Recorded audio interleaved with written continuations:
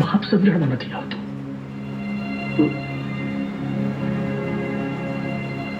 Milord, એ નહીં રહે અથવા એ નહીં હોય એવી ખબર પડે ને ત્યારે બાપ સમજાય છે.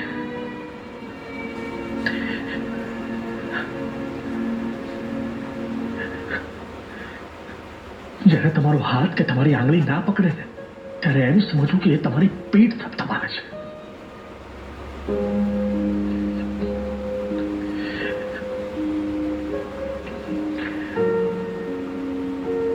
મિલોડ, મને હંમેશા માટે એવું લાગતું કે મારો બાપ છે ને માનસિક ગરીબ છે, પણ આ આખા ઇન્સિડન્ટ પછી મને એટલી ખબર પડી ગઈ છે કે મારો બાપ છે ને માનસિક મિલિયનર છે. અને એટલે હું ગર્વભેર માનભેર કહી શકું છું કે હસમુખ પંડ્યા મારો બાપ છે.